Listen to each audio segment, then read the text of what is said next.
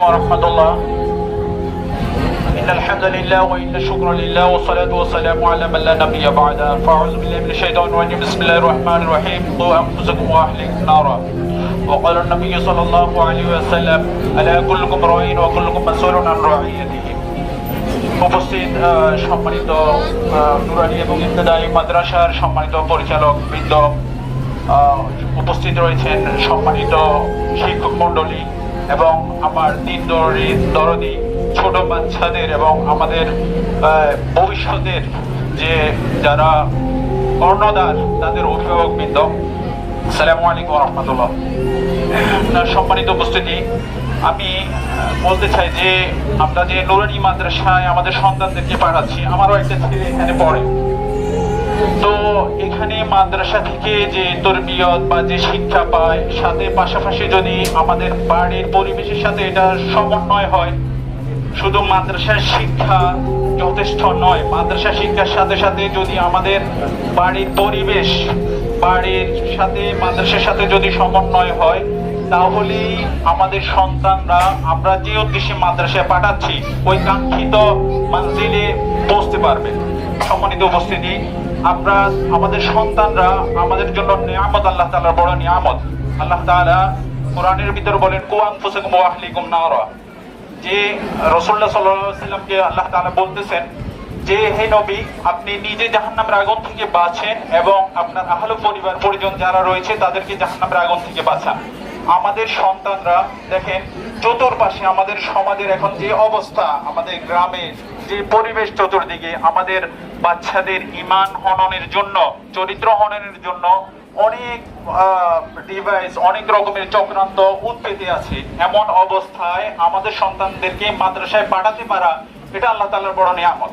যেহেতু এটার মাধ্যমে দুনিয়ায় যেভাবে কল্যাণ নিহিত রয়েছে, আখিরাতের মুক্তিরও কি আছে আমরা পরিপূর্ণ আশা করতে পারি। আল্লাহ তাআলা যে বলছেন কু আনফুসাকুম ওয়া আহলিকুম নারা, আমরা যখন আমাদের সন্তানটাকে মাদ্রাসায় পাঠাই তখন প্রাথমিকভাবে এই ছেলেটা একটা ছোট অবস্থা থেকে সে শুধু আলিফ বা তা শিখতেছে তা না, তার অন্তরের ভিতরে আল্লাহ এবং আল্লাহ রসুলের মহব্বত, ভালোবাসা এটা তৈরি হয়ে যাচ্ছে, একটা ভিত্তি তৈরি হয়ে যাচ্ছে।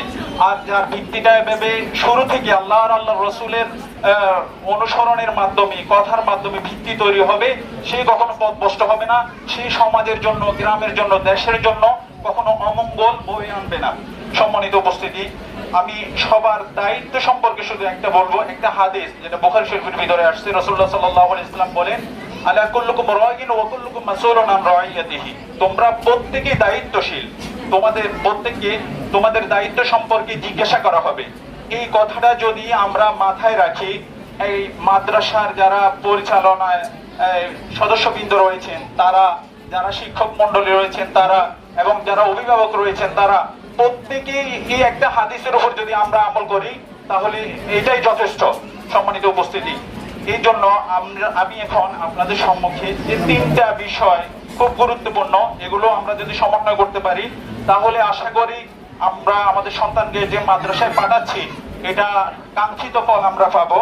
একটা হচ্ছে মাদ্রাসায় শিক্ষার সাথে সাথে যখন ছেলেটা ঘরে যাবে, আমরা আমাদের ঘরের ভিতরে ঘরকে দ্বীনি পরিবেশ দেওয়া, এখানে ছেলেটা কি আদব শিক্ষা করতেছে, কি সালাম দোয়া যেগুলো শিক্ষা করতেছে এগুলোর বাড়িতে গিয়েছে সে চর্চা করছে কিনা, এটার প্রতি আমরা অবশ্যই লক্ষ্য রাখতে হবে। দ্বিতীয় যে বিষয় এটা হচ্ছে যে মোবাইল এবং প্রযুক্তির নিয়ন্ত্রণ। আমাদের মায়েরা যারা মোবাইল ব্যবহার করেন এটা খেয়াল রাখতে হবে যাতে করে সন্তানটা মায়ের সাথে দাঁড়িয়ে বসে শুয়ে মোবাইল না দেখে, অথবা পিতার অনিয়ন্ত্রিত মোবাইল বা ডিভাইস ব্যবহার, এগুলো যাতে সন্তানরা এগুলোর এডিকশনে না পড়ে, এগুলোর প্রতি আসক্তি যাতে তৈরি না হয়, এটা আমরা অবশ্যই খেয়াল রাখতে হবে। কারণ এগুলোর এডিকশনটা, এগুলোর আসক্তি আমার সন্তানকে আমি যে নুরানিতে পাঠাচ্ছি ওই যে কাঙ্ক্ষিত যে সফলতা পাওয়ার দরকার এটা মূলে থেকেই নষ্ট হয়ে যাবে। তৃতীয় নম্বর বিষয় হলো শিক্ষকের সাথে গভীর সমন্বয়। যে আমরা মাদ্রাসায় চেষ্টা করব কমাস কম সপ্তাহে বা 15 দিন পর অথবা 1 মাস পর শিক্ষকদের সাথে একটা যোগাযোগ করা, যে আপনার সন্তানটাকে যে মাদ্রাসায় পাঠাচ্ছেন প্রত্যেক মাসের যে বেতনগুলো দিয়েছেন এটাতেই কি শেষ?